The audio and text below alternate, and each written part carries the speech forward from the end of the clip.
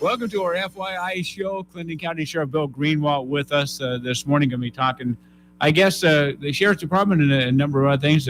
Welcome to the show, Bill. I guess it's been a year since you were elected, a few less months in office. What's it been like? It's been great, Dave. I've enjoyed, and as you said, it was just about a year ago on Tuesday that the past election was held, and I was elected sheriff here of this great county.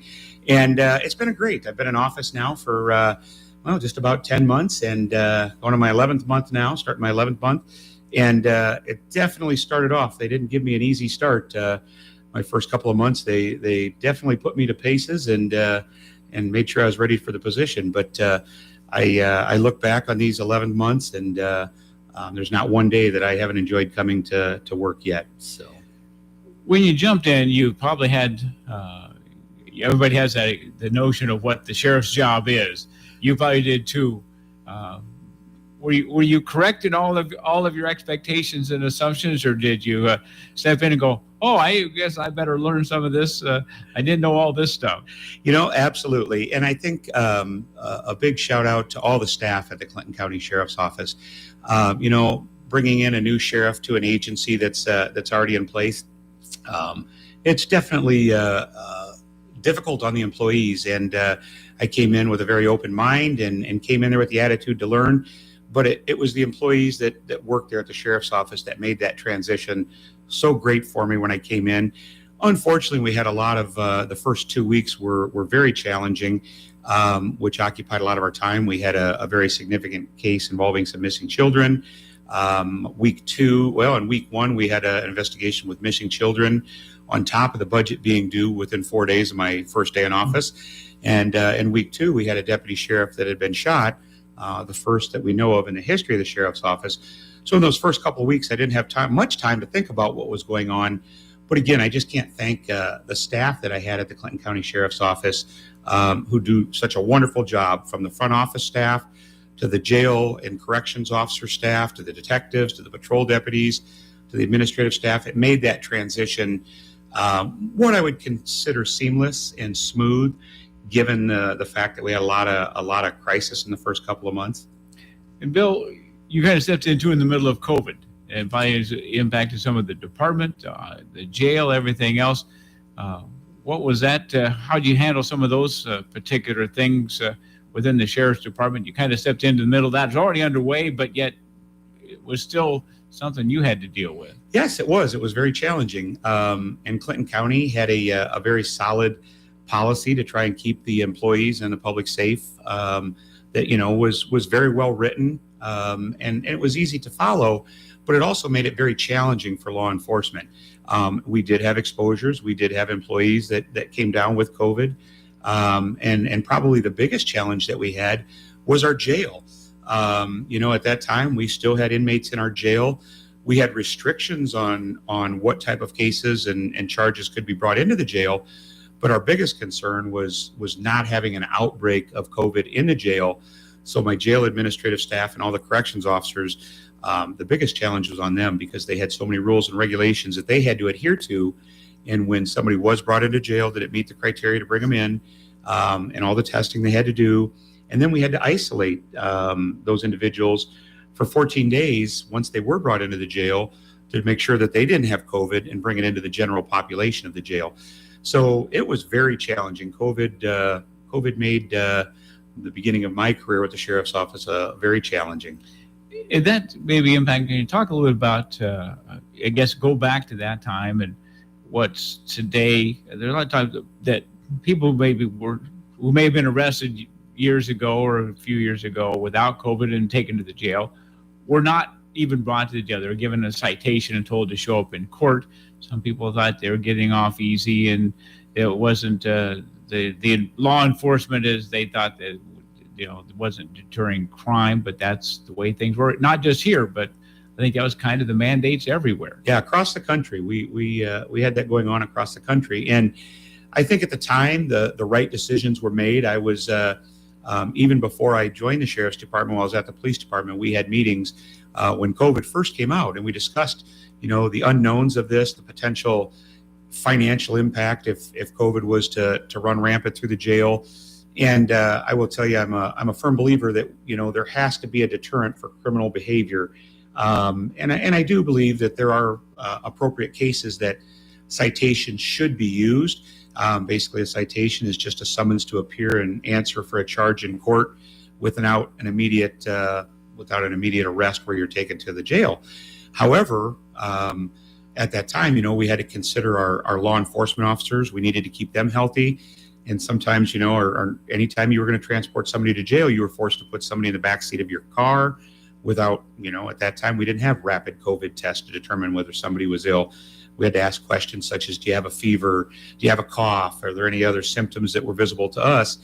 But our law enforcement officers, either police officers or deputy sheriffs, they were forced to bring these people to jail in their cars. So then we decided at the time an agreement amongst all law enforcement in the courts across Clinton County is we needed to resort more to citations and try and divert those going to jail so that we didn't have an outbreak in jail and we minimized our exposures. But I think that was detrimental to our society, because at the time I still think we did the right thing, but I'm glad we're back to where we needed to be now, and we are using the jail to help, you know, bring criminals off the street, because I think it had such a negative impact. We would deal with criminals, some of which had committed felony crimes, and they would say to us, well, you can't take me to jail, you have to give me a citation. Well, they had this false belief that, you know, law enforcement no longer had the authority or the power to make an arrest. And I don't think I need to go into great detail how that impacts a society. And we needed to get back to what I would consider normal operations with arrest versus citation as soon as possible. And that was a big challenge for me. It was a tough call, because if I was to open that jail back up to arrests and we got COVID in there, there's a potential very significant impact financially if we had an outbreak. But I think we made the right decision, and I certainly, there's some wood to knock on here, but my jail administrative staff and the corrections officer staffs have done a great job, and we've had minimal incidents inside of our jail. So I'm going to talk about the jail a little bit more, just because you've been talking lately with the supervisors about not overcrowding as such, but the population is such. Maybe if it's higher than anticipated when the new jail was built, or maybe it's in the same ballpark of what was expected, but you're housing more prisoners than ever, I guess, probably since the jail opened, since the COVID hit shortly after it opened. Yes. So I think, you know, back when I was working on the streets here in the city, you know, we had a jail with a population, you know, that at 50 was pretty much overcrowded in the old jail. And they were shipping people out to other jails to house those at a very, very pricey expense to the county. And so I would certainly say that when this new jail was built, we as law enforcement should have known, and definitely do know, that, you know, that there was a need for more bed space. Otherwise, I don't think there would have been a push to build this new jail. So right now, in talking with my administrative staff, I don't believe any of us are surprised that the numbers have grown to where they are, and we're not housing anybody outside of county. But, you know, we've been maintaining a minimum population of the last 2-3 months of hovering right around 80 or above of inmates. So is the jail adequate? I know they always said it had 100 and something capacity, but a little less than that, because you have so much separation and rules to follow that the numbers are a little lower than what the actual capacity would be. Is that overcrowded? It's not overcrowded right now. And I think if we weren't dealing with COVID, it would even be less of an issue. But when we do bring people in, we still isolate them for just a little bit, quarantine them a little bit until, we make sure that they've been in there at least 7 days with no symptoms before we'd move anybody to like a general population. General population is where the majority of the inmates are held. But we don't want those individuals just immediately put into general population after day one without at least doing the 7-day quarantine, which we adhere to. So that we have to keep, 20% of our jail space open for those quarantines.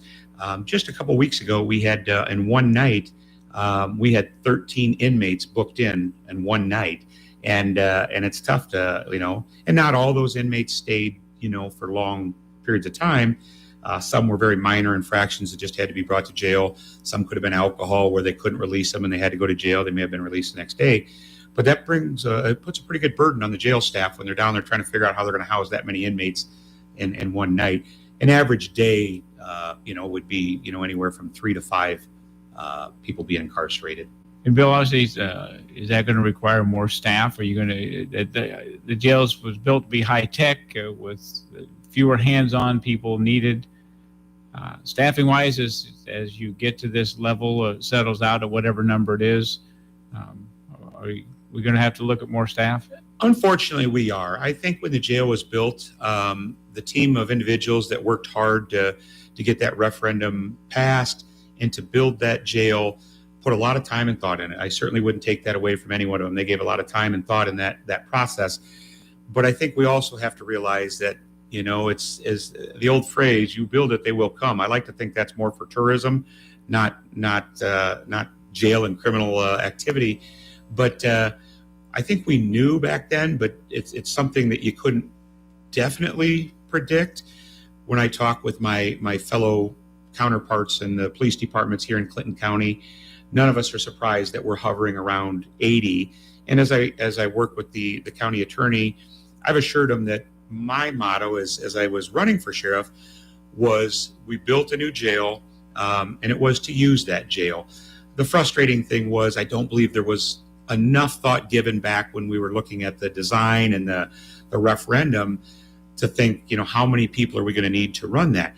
And in any given day, and this, we could probably talk for hours about this, but some people think that you just go to jail and all that we have to do is hand out 3 square meals a day. Well, unfortunately, that's not true. In this day and age, we deal with a lot of mental health, a lot of substance abuse issues. We have individuals that have severe drug withdrawals in there. We actually have a nurse that works in there 40 hours a week. And I was talking with the jail administrator the other day, and he said that her office is basically full every day, pretty much all day long. Well, when an inmate's in with a nurse, you have to have a corrections officer there as well. We currently are running with the same number of corrections officers on the floor as we did in the old jail, shifts of 3. Now, with the technology of this new jail, there's a central tower that controls everything. It's all electronic. It's very, as you say, high tech. And there was a lot of thought that was put into that. But one of the things that we had to realize is somebody has to be dedicated to that 24 hours a day, 7 days a week. And that doesn't put anybody out dealing with the other, 80 inmates that we're dealing with, the jail bookings, the medical med pass, as we call it, to issue out, all the meals, and then all the new bookings that come in and all the things that are associated with that. So yes, unfortunately, we do have to look at that. But I do think it's important that we have a new jail. Our law enforcement are trying to do their best out there to address the criminal activity. And I want to be that sheriff that doesn't turn them away. We've got a new jail, and we need to use the jail to try and deter crime in our community. We're talking to Sheriff Bill Greenwalt here on our program this morning. And Sheriff, I'm not sure who idea it was or who's in charge. You've kind of opened up a resource center. I don't know if you have an official name for it. Yeah. Designed for those folks getting out of the jail and maybe others as well, to provide them some services so maybe they don't come back. Can you talk a little bit about that? I'm not sure who's in charge of that, but I know the Sheriff Department plays a role there. Yes. So I guess you could say we are the founders of it. But it is, I can tell you, it's a giant team effort of a variety of people throughout this community, different providers. But how this came about, Dave, is shortly after I arrived at the sheriff's office, a couple things were brought to my attention in the jail. One of which, I know that we deal with a lot of mental health, substance abuse issues that end up being incarcerated.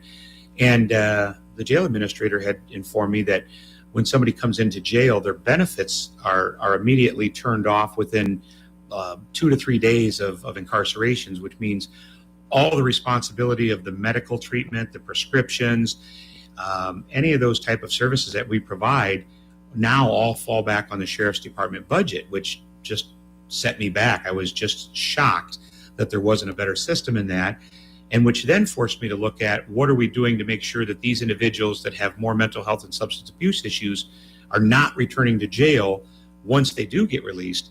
And I found out, unfortunately, that when these individuals are released, their benefits aren't turned back on. And we had no mechanism in place to help them.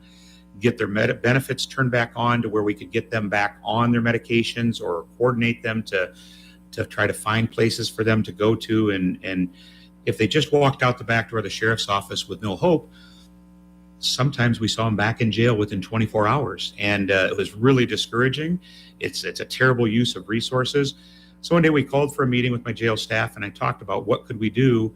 And it was just a short round table. One meeting led to another meeting that invited this individual who may be a mental health individual. Soon, by our third meeting or fourth meeting, we had upwards of 40 to 45 different providers in Clinton County, whether it be mental health, substance abuse, helping with rapid rehousing. And we identified this need for a volunteer center, a resource center. Originally, we identified it as a one-stop shop where people could come in and we could try to help them get the help they needed and try and avoid them to not all of them that show up there are candidates to be arrested for criminal activity. Some people are just coming in there looking for general help. But I'm super happy to say that we've got this resource center up and running right now. Right now, we've got it staffed with pretty much all volunteers. Just yesterday, I was able to work through our board of supervisors and workforce development. Now on Wednesdays, we actually have somebody from Iowa Works that comes in there during the day that even's there to help people try and get employment. We have counselors there, Mercy Medical Center, the YWCA. There's so many people I'm forgetting to name, but like I said, we have 45 people that have all come together that provide some sort of service. And it's really interesting. Two of the more positive things that came out of there is we had an individual that came in and had to write a letter to a judge as part of his sentence. And he came in and met with a representative of the 7th Judicial District, who also is a big partner of ours in there. And the individual had no access to the basic things such as pen and paper and didn't know how to write that letter to the judge. So our volunteers helped him write that letter, which satisfied part of his sentence to the judge. And since that, obviously we can't name names, but that individual has returned several times trying to get his life in order, and it's kept him out of jail. And it's just a great success story, and there's great things coming out of that, and the partnerships continue to grow. Only a short time, but could you start to see maybe a few benefits, a few stories like that make you think it's worthwhile? Absolutely. We had an individual come in there, and she said, some people go to spas and get massages and different things. This is like a spa to help my life. And that meant the world. That told me that there was definitely a need for this. When some people don't have the basic assistance don't have resources to get pens, papers, or maybe don't have the luxury even know how to write a letter. It's been great. And yesterday I was in there. The numbers we only opened the doors officially in June, and we've already had approximately 165 people come there for help and assistance. And we don't provide counseling there, but if you ever have the opportunity to walk in there, it's located in Suite 105, the first floor of the courthouse. We're there as a resource to direct people where they need to go, and we'll even help them get there. Like I said, we now have Iowa Works there, Workforce Development, Veterans Affairs from Workforce Development that are going to be there to try and help people secure jobs.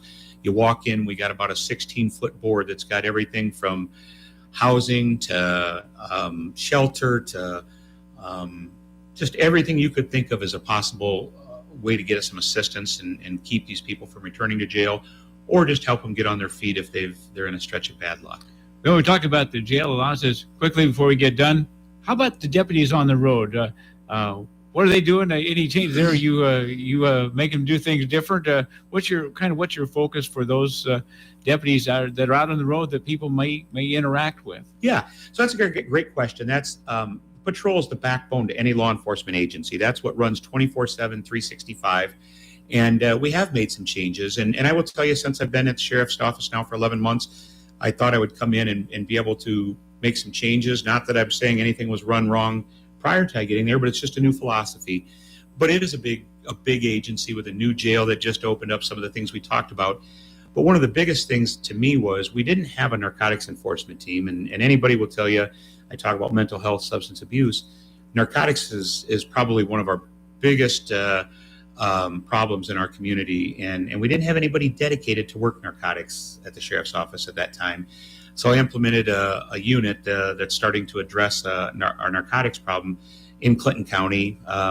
We've sent them to training. They've partnered with the Clinton Police Department, and with the first weekend that they were on their own, and they operate in a different capacity. They're not in a marked car or in uniforms, but they're highly visible.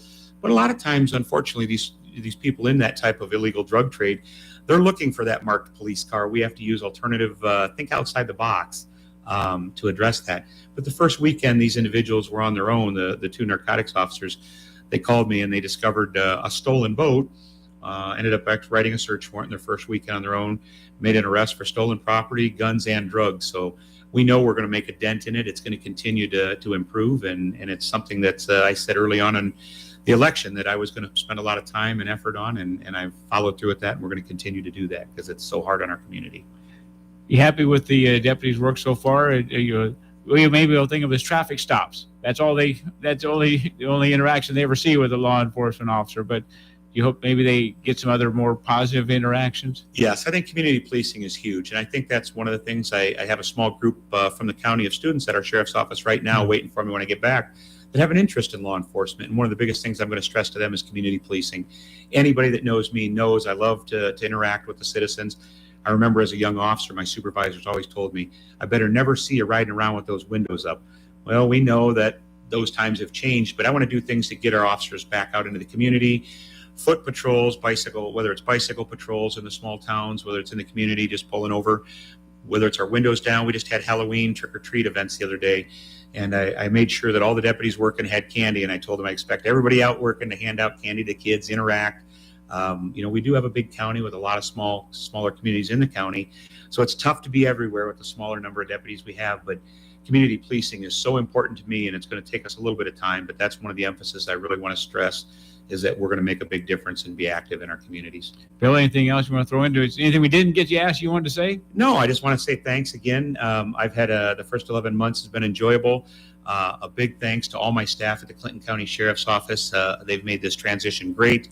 All the hardworking men and women at the Sheriff's Office. I hope people get an opportunity to have a good positive interaction, and hopefully this spring, now that the jail's up and running again, I know there were tours of that back before it was officially up and running, but I'd like to open that back up and let our citizens come back in and see what we have there now.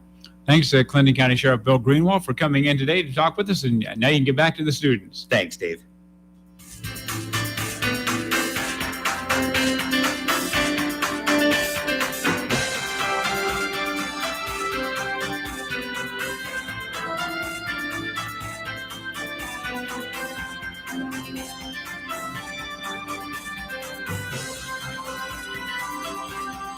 You're listening to AM 13.